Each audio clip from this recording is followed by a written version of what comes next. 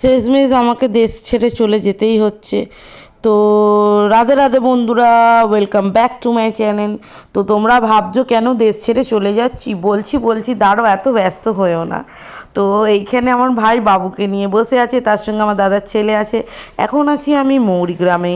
Already আমার local train চলে এসেছে, এখন লোকাল ট্রেন ধরে হাওড়ায় যাব। তোমরা ভাবছো হঠাৎ করে দিদি কেন হাওড়ায় যাচ্ছে। আরে দাঁড়াও সব বলবো, এত ব্যস্ত হয়েও না, ঠিক আছে? তো এই যে লোকাল ট্রেন ধরে হাওড়ায় যেতে যেতে ব্যাস কী আর বলবো, ট্রেনের যা অবস্থা এখনকার, টিকিয়াপাড়ায় ঘণ্টাখানেকের জন্য থেমে গেল। ব্যাস ভাগ্যিস ওপরে পাখাটা চলছিল, নাহলে তো আজকে বোধহয় শেষ হয়ে যেত। সামনে শিবপুর শ্মশান ছিল, নিয়ে যেতে হতো। তো যাই হোক, ট্রেনটাকে 1 ঘন্টার পরে ছেড়ে দিয়েছে, তারপরে হাওড়ায় পৌঁছে গেলাম।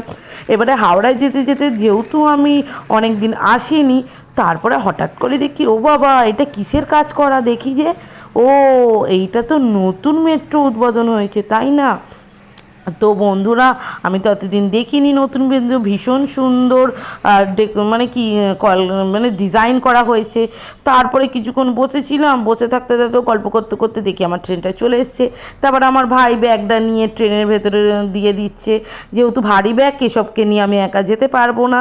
তো আমার ভাই আর দাদার ছেলে দুজনে তুলতে এসেছিলো আমাকে। তো যাই হোক, ট্রেনে উঠে পড়ছি এখন আমি। তো এতদিন মায়ের কাছে ছিলাম, ভাইয়ের সঙ্গে রাগারাগি ঝামেলা, কিন্তু যতই হোক ভাই তো রে বাবা, তবু একটা মন কেমন করছে। আমার ভাইয়েরও মনটা খারাপ হয়ে গেছিলো যে দিদি চলে যাচ্ছে, আমারও মনটা খারাপ হয়ে গেছিলো। তারপরে ওদেরকে আমি টাটা করে দিলাম যে তোরা চলে যা, তোদের সময় হয়ে যাচ্ছে, কারণ ওদেরকে আবার বাড়ি ফিরতে হবে।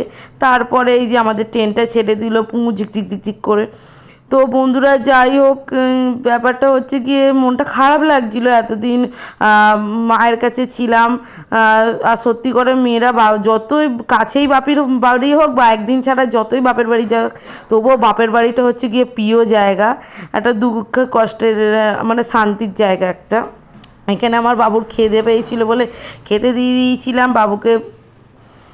তারপরে এই যে সকাল দুপুর গড়িয়ে, সন্ধে গড়িয়ে, বিকেল গড়িয়ে, রাত 8টা বাজতে যায়, তখনও পর্যন্ত ট্রেন যায়নি।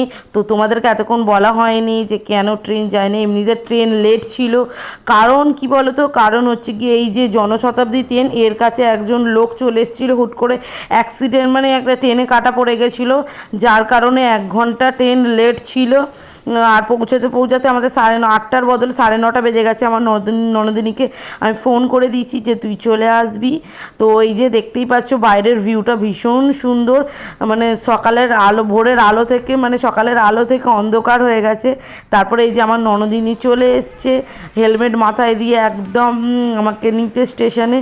তো আমার ব্লগটা কেমন লাগলো, এমন নতুন নতুন ব্লগ দেখার জন্য আমার চ্যানেলটিকে প্লিজ অবশ্যই সাবস্ক্রাইব করো, শেয়ার করো আর লাইক করো। তোমাদের ভালোবাসা আমার একান্তই দরকার। তো এখনকার মতো টাটা।